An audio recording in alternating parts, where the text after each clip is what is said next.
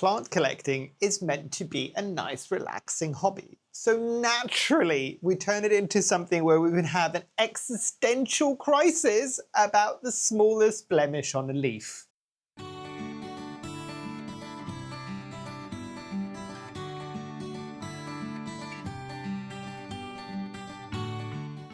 Hi, my name is Memo, this is my channel Houseplantygoodness, and essentially it's a place where I like to geek out about my big passion. You might be able to see some of it behind me, it's tropical houseplants. So yes, the longer I've been collecting plants, the more I've come to realize that we all develop some pretty substantial opinions about a lot of things that the average person might not think are that important. And I'm definitely including myself into this conversation because over the years I've developed some really strong opinions about leaves. And let's start off strong, shall we? How about a damaged leaf and how we all react to a damaged leaf? So I'll give you an example. I mean, technically this is more of a leaf that didn't grow the way that it was supposed to. So this is the Anthurium erythromoides. This is the one that got knocked back entirely in my care, and I propagated it in my prop box and has had a comeback.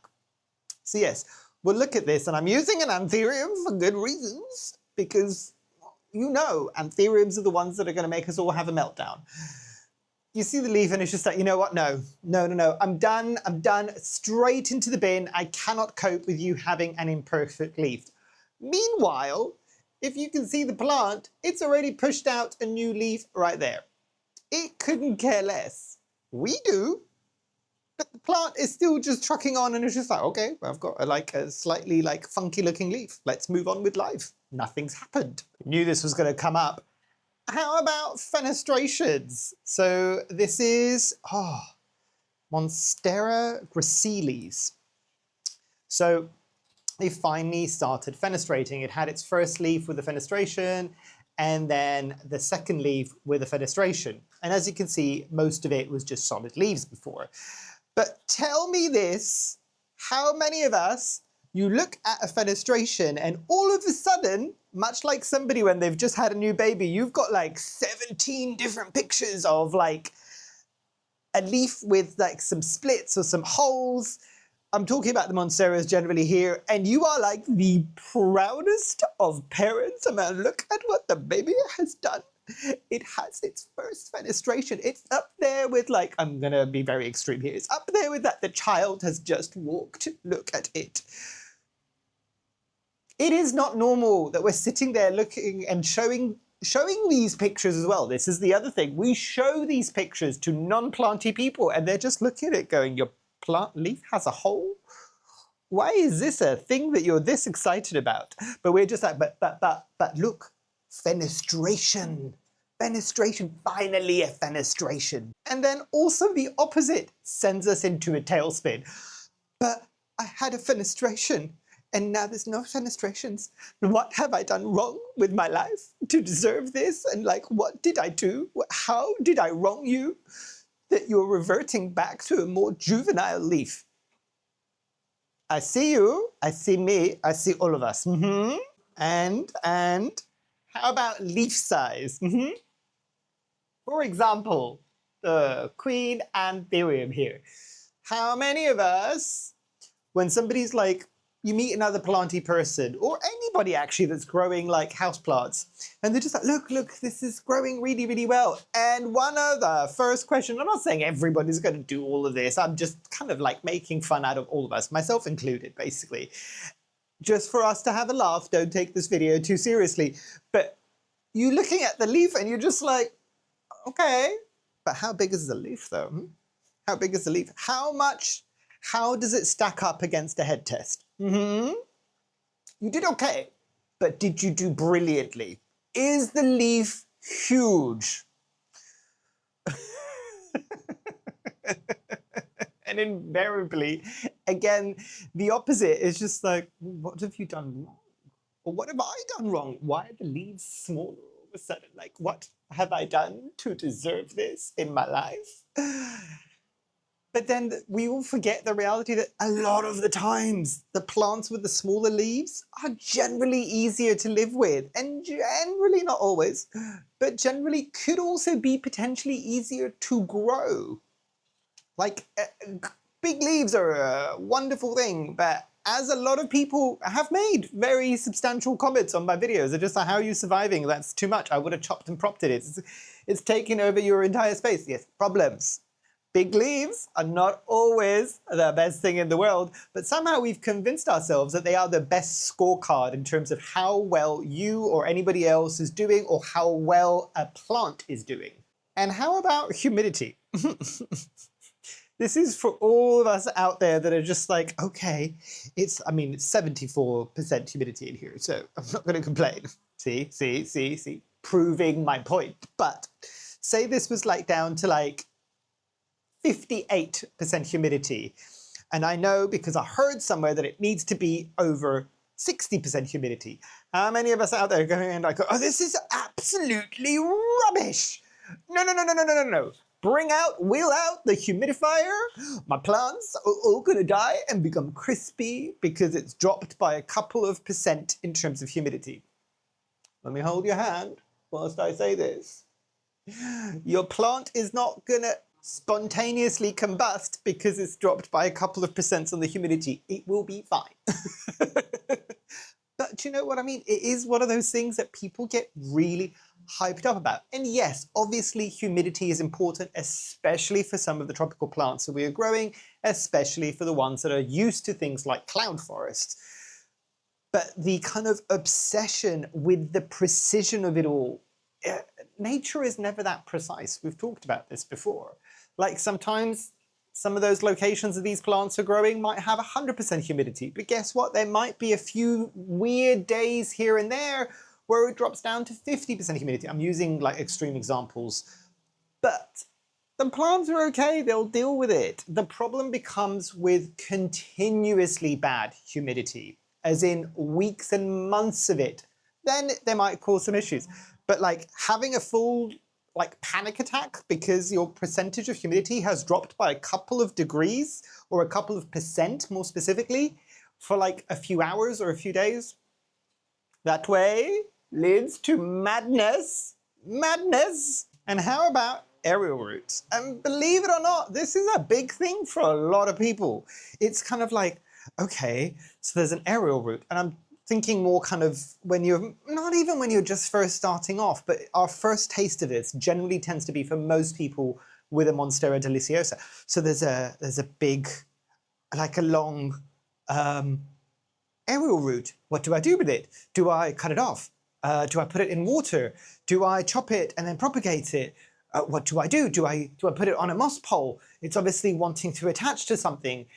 And it's very much a case of it's an aerial root doing aerial root things. Yes, in nature, in ideal conditions, it would find something to attach to, especially with the epiphytes, because that's what it's doing. Part of it is to get some nutrients and part of it is to give it some stability so it can keep growing and getting larger. However, have a look. I implore you to have a look at the realities. If you look at any videos, and I'll see if I can find some here from like the clips that I put in as B-roll from different tropical jungles, and I'll see if I can find it. Not all aerial roots reach their final destination. Not all of them will attach. They will do aerial root things. This is not a thing that we need a full emergency meeting to decide what's going to happen. Just let the aerial root do what it wants to do. It's okay. It's okay. Step away from the aerial root. And how about the other big one now? Pots. Pots. What's the perfect pots? This is endless conversations online. Do I put a net pot? Do I put a clear pot? Does it need to have holes? Does it not need to have holes? Should I better be using a terracotta for this? Or do I go for something that's super decorative, or a cashpo that I can put something that's semi-hydro? Or do I go like for something that's a bit more natural, kind of fibers, and it works better with my space? This is our thing. This is a thing that a lot of people will actually lose sleep over. And it is one of those things where if you just take the smallest of steps back, it is us basically just kind of looking at ways to contain some damn roots, yeah?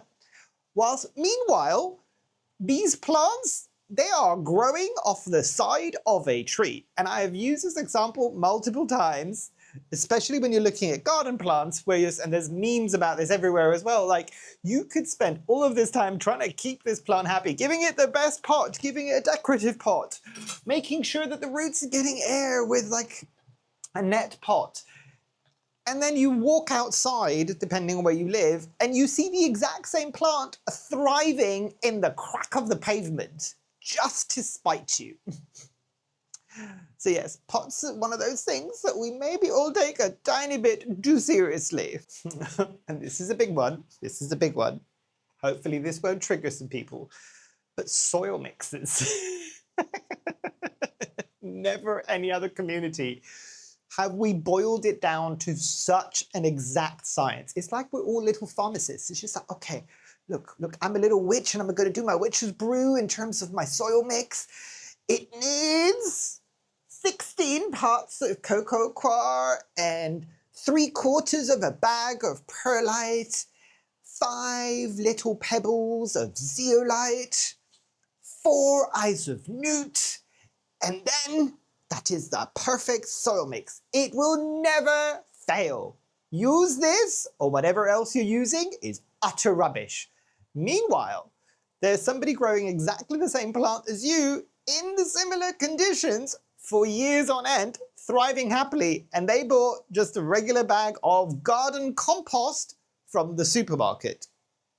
And listen, I'm not saying that substrate doesn't matter. What I'm saying is prescriptive substrate, where you're just like, it needs to be exactly this, otherwise it will not work for anybody, and it definitely won't work for me. Might not always be the case, because again, different conditions.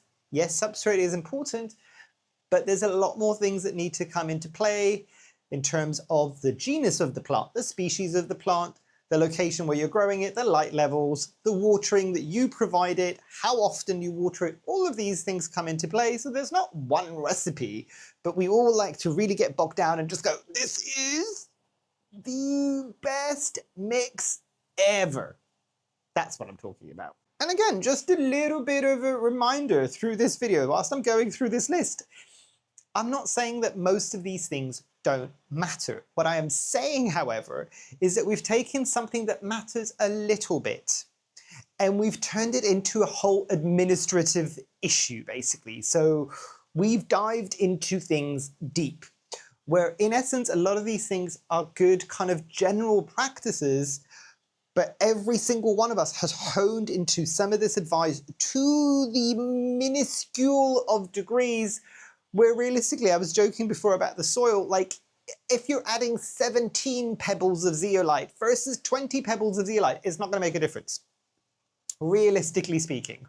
How about taxonomy and plant names, where a pothos isn't really a pothos, it's an epipremnum. Or this specific philodendron, which was always known as a philodendron, is now a thaumatophyllum. And the big one, I cannot tell you how many times I've had this in comments. Mention the word calathea to somebody and see how quickly at least somebody in the planty people vicinity will go, actually, they're Gopertias now. Yes, we know. Yes, we're aware. Same with the Sansevierias. They're not as kind of angry with the Sansevierias, where you're just like, actually, it's a Dracaena now. Yes, we know. And we're all making concerted effort to try to rewire our brain. But if you've learned this and you've been using this for years, it's going to take a hot minute before we switch over. And some people will still use both. And do you want to know the secret? Botanists know this as well. They know that it's going to take a while before a reclassification really sets in. Think about anything major when you change a name for it. I'll give you an example. Like, it's not even a great example, because don't get me started on like things, the social media of the world, but how many people are still calling X, or the artist formerly known as Twitter, still calling it Twitter? How many years? Check online. How many years has the name officially been changed to X? Ta-da! We're not the only ones. It takes a while for new language and changes in language to bed in. It becomes this thing where you kind of call a pothos, and there's some plant collector's eyes somewhere that's twitching going, that is not what it is called. Yes, we know. And you can imagine that this is a thing, especially when we start talking about common names. And I understand there is a need for botanical names. And in case you didn't know, it is because a lot of the times, not always, but a lot of the times botanical names tends to be the universal language, for better or worse. So for an example, there's a lot of plants around the world that are called money trees, different genuses and different species. Whilst if you give the botanical name, that money tree that you've just said to somebody who's might be like half the globe away from you makes sense because, you mean this specific botanical name plant? This is the exact same one that I've got in my hands. Yes, okay, I understand. You might call it a money tree, I don't, but I know the plant you're talking about now because you've given me its real name rather than its nickname, if that makes sense. If you think about that, that might make it a bit easier. And you knew this was going to be on this list. The word rare. How many people's eyes are twitching for several different reasons now? So yes, this has been a bone of contention for a lot of us. And again, I'm talking, this whole video is how seriously we have fallen down each one of these rabbit holes. So there's the rarity in the market. There's the rarity that is manufactured by the commercial growers, where it's not actually that rare to find it, they're just holding things back. A lot of other content creators have talked about this. There are plants that are rare in nature. There are plants that are going extinct in nature. This whole thing is problematic, and we've known about this for a while, which is why so many people are so passionate about this, and they get into very heated debates. There's the people that are just like, I don't like the word rare because it's not rare in nature. I don't like the word rare because it encourages people to potentially be getting plants out of nature and through kind of the mechanisms of poaching, and so it ends up in your lap because you wanted this rare thing when there's only 500 left in the world. Or there's also the other people that are just like, well, if you don't call it rare, as in like something that you can't find too easily, how am I supposed to know that that one plant that I saw that one time in that plant store accidentally might be something that I'm never going to come across ever again, and I should probably purchase it now because I might not find it for years later. We've all been there, where you're just like, oh, that's a really interesting plant. I've never heard of it, don't know about it, blah, blah. Seen it, probably saw it for a good price as well, and just walked away and just went, you know what, I'll probably find it again soon. Just leave it there and I'll come back, only to realize hours or days later going, oh no, I found something that like I'm probably never going to find before you go back, and it's not there. So there's a lot of debate that we all have about the word rare.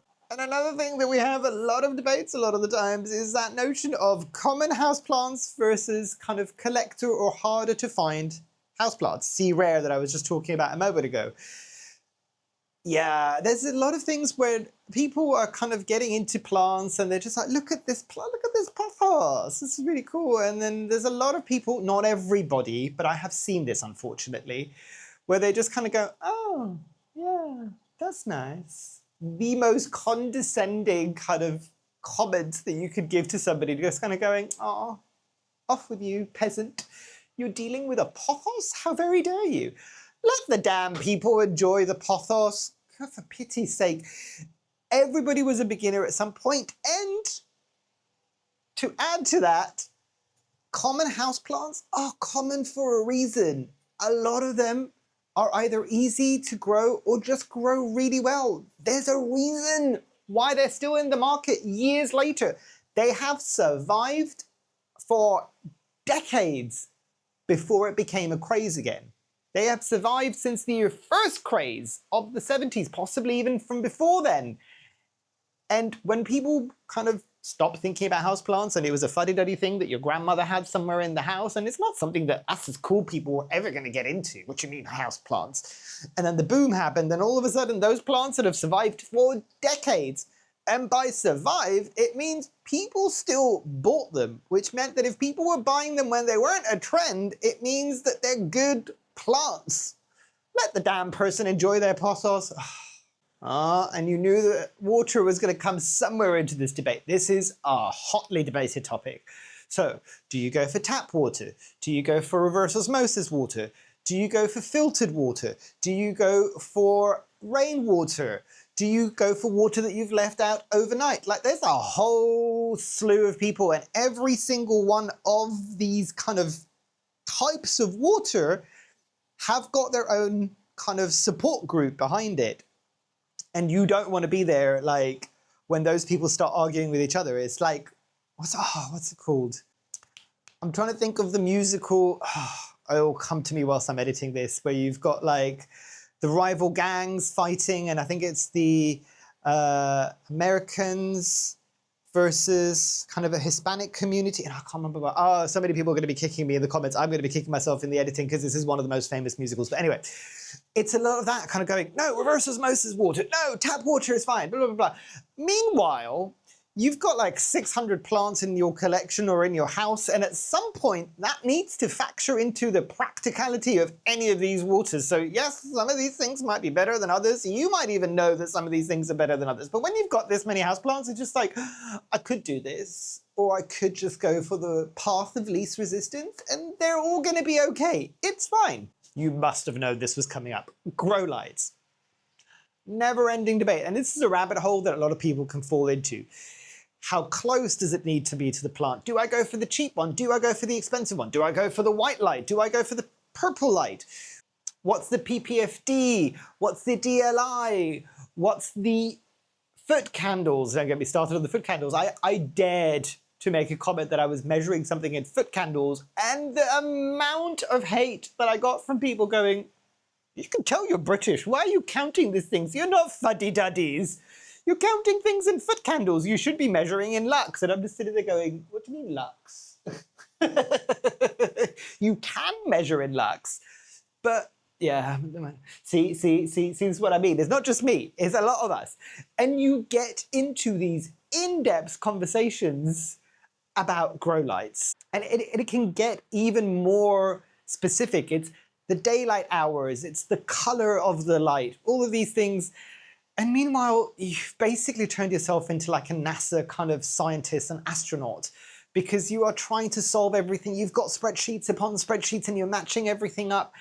And there's somebody that's just starting off that you've just overwhelmed to the nth degree. It is one of those things that we get oddly very passionate about. And it is, as I said, it's a rabbit hole that you can fall down, and it's a whole site, like grow lights specifically, if I'm not mistaken, is something that people can study, maybe not only grow lights, but the science behind all of this is something you can study at a university level. Do not forget that, people. We are all just amateur hobbyists trying to scratch the surface of what works and what doesn't work. Another big thing that we all look at is leaf orientation. You're kind of looking at it going, oh, okay, well, you're all facing this way, but there's nothing at the back. Do I need to move you in the light level? And I haven't rotated you, and woe is me, I'll flagellate myself later on, and I need to remember next time to move it around. Meanwhile, the plant is fine. It's pushing out a new baby leaf. It's okay. It is doing what it needs to do to survive. Because you damn well best be believing, if this wasn't nature, it doesn't have a worried, hovering planty parent trying to go, oh, move it here and move it here. This is rooted in whatever substrate it is, and it will just have to move itself around to get the best conditions that it can possibly get. It's fine. We can all take a chill pill. And I'll finish off with a big one. New growth. You get a new leaf, and all of a sudden, you are no longer an amateur photographer. You are a photographer for a botanical magazine. All of the pictures, you take pictures of every single angle of that new leaf. You look up and down. If you're relatively new, and even if you're not, and if it's a new plant to your collection, you're checking it every 6 hours going, oh, has it grown? What is it doing? Is it hardening off? Is it not? Has something like occurred to the plant? Has it been knocked back? I am looking at all of us anthurium growers out there. When it's a fresh new anthurium leaf, especially if it's one that you've had a lot of issues with, how much do we all hover over the new damn growth? Meanwhile, nobody that isn't within our community will understand the excitement levels of 3 millimeters of growth on a green plant or a green leaf. Don't get me started on variegated leaves or velvet leaves or all these things, but you see what I mean. It's a thing. It's a thing. So coming into my final thoughts, I've hopefully made enough people laugh at ourselves enough with this video. And sorry again for calling us out, but I think a lot of us enjoy this kind of light-hearted view of ourselves, because I don't think there's a lot of people that are actually doing this type of content, which is us just not taking ourselves too seriously. It's still a hobby, and if it comes down to me reminding all of us, I am happy to bear that cross. But it is one of those things where we become oddly prescriptive, that's the word, prescriptive within what we do. So you must use a moss pole, you must use a specific water type, you must not ever mist your plants, you must have this level of humidity, you must use this soil substrate, you must. Can you see the difference there? There's a lot of must, where literally somebody's grandmother has been growing that exact same monstera as you in a bucket of garden soil since 1975, and it's doing exceptionally fine. Obviously, there are genuinely bad ways of growing plants, but if somebody's plant is growing happily and healthily, why do we all feel the need to remind them that they are doing things exactly wrong because somebody on Reddit said something? And don't get me wrong, a lot of these things do matter. Humidity matters, soil matters or substrate matters, the water matters, all of these things matter.